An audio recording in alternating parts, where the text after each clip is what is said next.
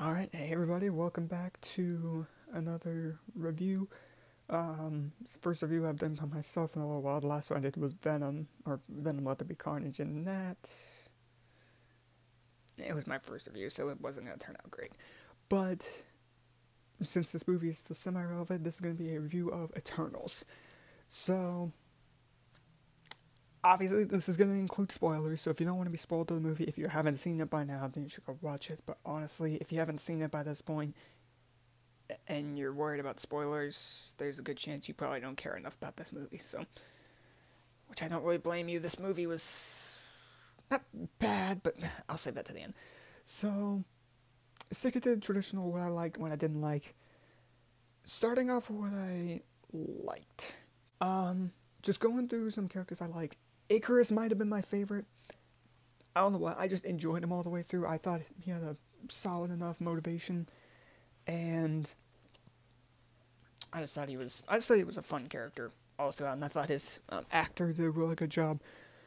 I really liked Thena, but when you have Angelina Jolie playing your character, that gives you a big, that raises it up a lot in terms of being a good actress. There's one thing about her I wasn't a big fan of, but I'll save that for what I didn't like. I really liked Gilgamesh.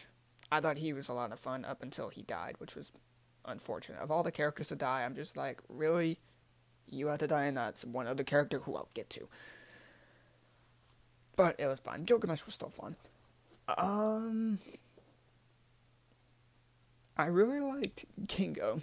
Kingo and his friend, I think his name is Karen.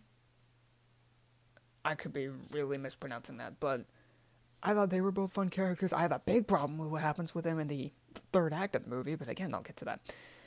Yeah, I like Gilgamesh. I like Makari. There's something about her actress where I was just kind of like, okay, because she straight up said that her character's faster than the Flash, and I'm like, Makari, your character is only faster than the speed of sound. He's faster than the speed of light. Either you've been misinformed or you're just... And somebody brought this up to me, which is like, well, she's obviously not going to say one thing's better than her. And I'm just like, I understand that. You don't want to be like saying like, oh, this one thing is better than me when you're trying to promote your movie. I understand that. But don't praise your character with the consequence of misleading other people, because Flash is faster, and that's not my Flash bias speaking. That's really not that. It's just the fact that that's really not the case. Makari is not faster than the Flash.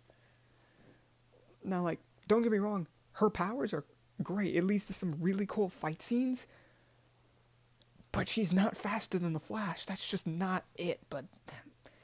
That's just a problem I have. Because other than that, I like how,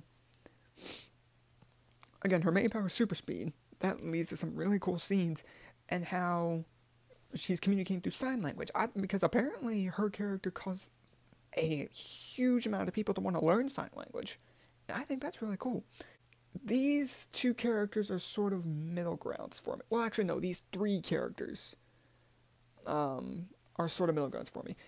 Ajax, I really like the stuff that this actress has been in, because she was in Hitman's Wife's Bodyguard, which was a hilarious movie. But she wasn't in this movie that much.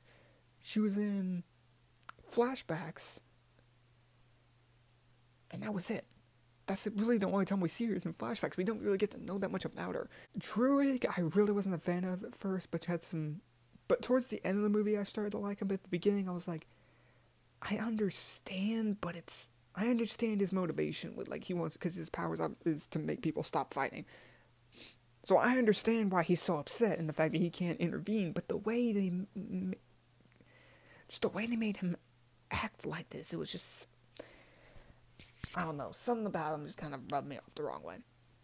Circe, we don't really know that much about her either. Like, I liked her, but something about it, it's just like, I don't know. It's like, I didn't mind her. I thought she had some really cool moments, and I thought her character was likable enough. Also, to put this in the middle because I completely forgot I left out a character. But left out Fastos. I think he's alright, and he's got fun moments, but also adding into another problem I have is the fact that it feels like there are way too many characters in this movie, and it doesn't feel like a lot of them get a lot. It helped with Guardians of the Galaxy because of the fact that there was only 5 heroes, whereas here you have like, what, 8 or 9? And even in this 2.5 hour movie, it really didn't feel like a lot of them got a lot, or in some cases got anything. So, yeah, so there's that. I don't know, she's just kind of in the middle for me. Arguably my favorite part about this movie is the visuals. The visuals of this movie are outstanding. Every single fight scene is beautiful, especially this final act where the Celestials coming out of the planet is amazing. Even though any Celestial was fantastic, because this final fight is the Celestials coming out of the Earth, and you see this big yellow, what looks to be a mountain, except it's a finger. It started coming out, and I watched this with my buddy Logan Wilson, and like the more the scene kept going on, I was like, wow, that thing looks like it's like this thing coming out looks like the size of Mount Everest, and then it slowly starts coming out more, and I looked at it and I'm just like, That's just his freaking pinky. How big is this guy supposed to be? Spoiler, really big. But you really get the size, and like his pinky starts coming through, it's the size of Mount Everest. That's massive, and I love it. And you just getting through that final fight, and you just slowly start coming up more and more and more. I'm just like, this thing is so big, and you really get the scale of how big he is. And especially the final scene of this movie, because this movie doesn't really end on the happiest of notes. I mean, it sort of does, but it's just like the Eternals that are still on Earth at the end of the movie, the big celestial little servant hunter comes to Earth and takes him. I've told people this before, but one thing I've been dying to see, or one thing I didn't expect to see for like 5 years or so, is hopefully one day to see a shot in a movie of all the Marvel heroes on the Earth, and then they look up into the sky and you see Galactus's head start coming up. For those of you guys who don't know who Galactus is, he is basically the size of a Celestial. Except he is purple. I'll put a picture of him up right here. He is the devourer of worlds. He doesn't eat planets whole, but he sucks the energy out of them to, feed his hunger. That's his whole thing. But just like, so hopefully one day see a shot of him, his head come up in the sky, and then cutting out the space to get a shot of him next to the Earth and the size comparison. I've always seen that as like something that would be terrifying to see, but would be fantastic. This movie gave me that, when at the end of the movie you see Arishem, the big Celestial's head in the sky. Cersei gets whooshed out there, and it's like he's so big, it's like you see Cersei disappear from view. And then they get whooshed out to space, and they just see him, this Celestial next to the Earth, and I'm just like, this is exactly what I was thinking I wouldn't be able to see for another 5 years with Galactus. It was so cool. Also, it'll be interesting how they set up the whole thing with the new boyfriend Dane, because he's supposed to be relating to the Black Knight. So that'll be interesting, because with the post-credit scene, when them showing the sword and hearing, and when I first saw this movie, or rather when I first saw these post-credit scenes, because one of the post-credit scenes is with Thanos' brother, aka Harry Styles. I only say it like that because there's one person in particular I know who I'm related to that won't be quiet about her. You know exactly who you are. But, I mean, that post-credit scene was fine, but at the end when Dane, opens this box, there's a sword, he starts reaching for it, and then you hear a voice, which some people were saying was Nick Fury. I'm just like, Samuel L. Jackson has the most distinctive voice ever. You really mean to tell me you think that's him? No, it's actually Mahershala Ali, aka Blade. So it'll be interesting to finally see him in something. But this was technically his introduction to the MCU, even though we didn't see him. We just hear the voice and then the movie ends. Yeah, the visuals are great. Some of the characters are really good. It's the basic plot of the movie in the story is just like stopping the Celestial from being born. So and is stopping these deviants and Icarus, fighting against them because he doesn't want them to stop this emergence is what it's called. But yeah, that's really about most of what I've liked. And if there's anything else, then I'm just leaving it out. But getting to what I didn't like. This movie's way too long. Now, I know what I've said before, but it's like, so many people were just like, well, Endgame's too long. No, there's a difference between this movie and Endgame. Avengers Endgame was the culmination of this entire era, with characters that we've been watching and that we have loved for over a decade by this point. Or in some other characters' cases, less than a decade. But in terms of especially, like Iron Man's case, over a decade. This is the culmination of an entire era of movies. That film made sense to be 3 hours. This movie is 2.5 hours. It drags on. It really did not need to be this long. And again, I know Spider-Man No Way Home is going to be that long as well. But once again, with how big this movie is supposed to be, it fits. Eternals is a movie of characters that nobody knows anything about. So it makes it really hard to be able... Because even as somebody who... Not even I knew that much about these characters. Sitting through this movie for just 2.5 hours, like... It wasn't bad in some cases, but other cases I'm just like, did some of these scenes really need to be as long as they did? I don't know. That's more of a... That's always something I really didn't like, but it was really... It was the thing I was most hesitant about when watching this movie. Another issue I had. In the final act of the movie, Kingo just leaves. He's not in the final act of the movie. He just straight up walks out, and we don't see him again until like the last 5 minutes. Because he's like, oh, I support Icarus, but I also don't want Earth to die. Then you don't support Icarus. If you don't want the Earth to die, then you don't support his plan. I don't understand your thought process, because if you don't want Earth to die, then you should be against him. Why?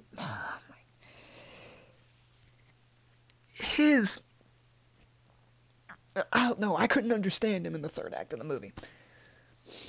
Because, like, he was such a fun character, and then he just ups and leaves. So I'm just like, if that didn't happen, he might have been my favorite. But I'm just... Because he had some funny lines. When they're fighting on the deviants in the forest, his assistant keeps whipping out new cameras and filming everything. And there's one line, he goes, "Are you mental? Hide!"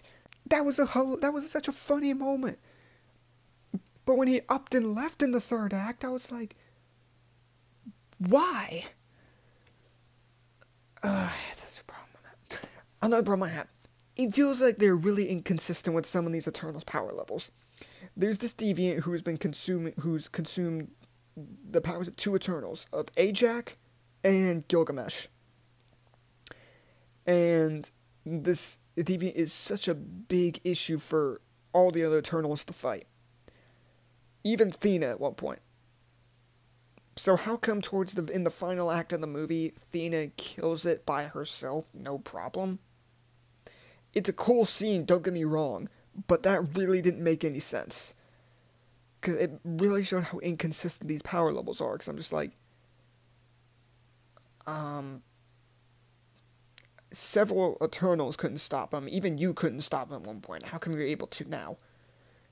I could just be missing something, but just upon my first watch, I was like, that made no sense to me whatsoever. I hate how, I really don't like how this movie keeps jumping back and forth between the present time, where the deviants, where, like, the emergence stuff is happening, and then we keep jumping back to when they're helping, like, the different key moments in past human civilization. I don't like how it kept jumping back and forth between that. It really threw it off in some cases. I would have preferred if they had stuck with one segment for the very beginning of the movie, and then just stick with the present stuff through the rest. That's because all those flashback scenes, I feel like most of that could have been trimmed. Just, those scenes were fine, but they didn't really need to be, there did not need to be as many, and they didn't need to be dispersed out through the first half of the film. No, it was just something I wasn't a big fan of, because... it's really been just a case for a lot of movies where I'm not a fan of, because the movie called Wrath of Man had something similar to that, and that movie had really disappointed me. Like, that film wasn't that bad, but it suffered from a similar problem where it kept jumping back to the same time point, telling different people's stories, and it was really jarring to watch, where half of the movie didn't even focus on the main character.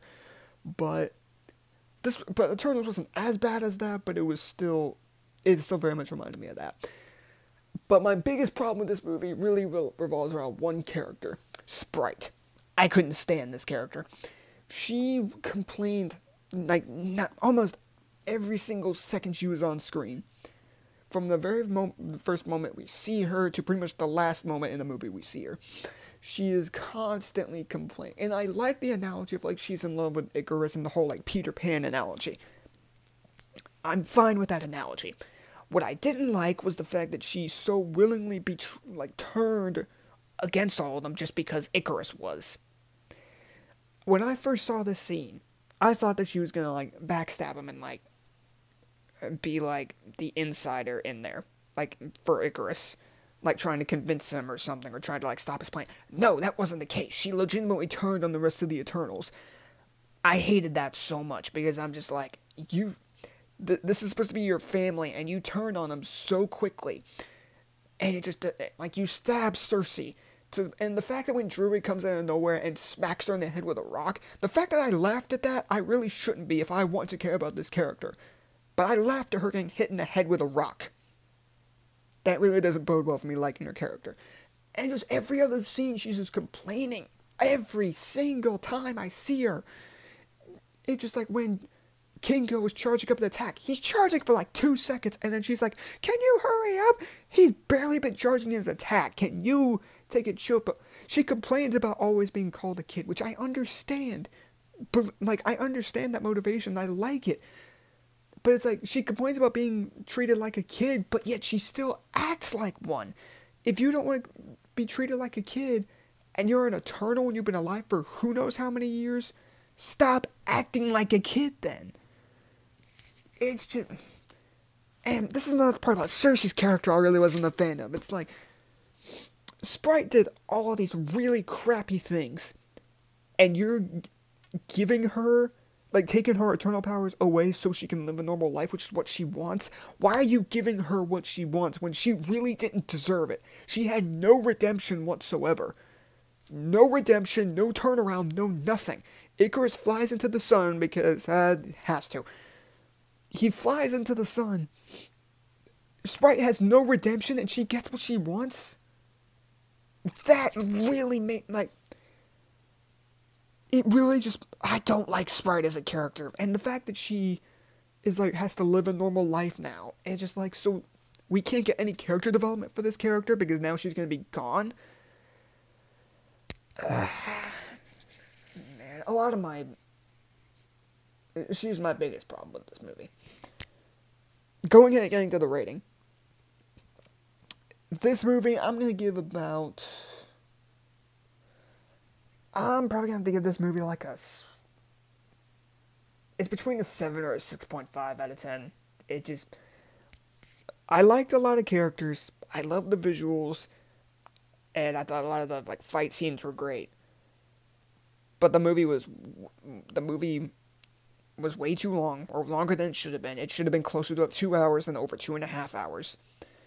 The post-credit scenes were fine, but there were other characters that were just straight up meh, or just others like Sprite who I couldn't stand. And like, it's not a bad movie by any means. I'd still recommend going to watch it. But compared to something like Shang-Chi, it's just nowhere near that level. Shang-Chi was a fantastic movie. This doesn't reach that bar. And who knows how Spider-Man's going to be. Because honestly, just getting closer to the release of No Way Home, I'm starting to get really worried. Because just seeing all these trailers and just like so much hype is coming around all these returning characters. To where I'm just like, the hype's around all these characters and the possible return of Toby and Andrew. Not really any hype around the actual story itself. So, it's starting to get me a bit worried, but we'll have to see. So, that's going to have to be my review of Eternals. stay tuned for the next review, which will be Spider-Man Homecoming. And if you guys want me to do reviews of any other newer movies that are coming out or have come out, feel free to reach out to me, whether it's in the comments below or through any personal media, whether it's like actual like Instagram or something like that. But yep, I believe that'll do it. So stay tuned for the next review. Hope you all like this. And if you have seen Eternals, feel free to let me know if you really liked it or not, or if you were really disappointed, or if you were in the middle, because I'm in the middle. But thank y'all for watching, and see y'all later.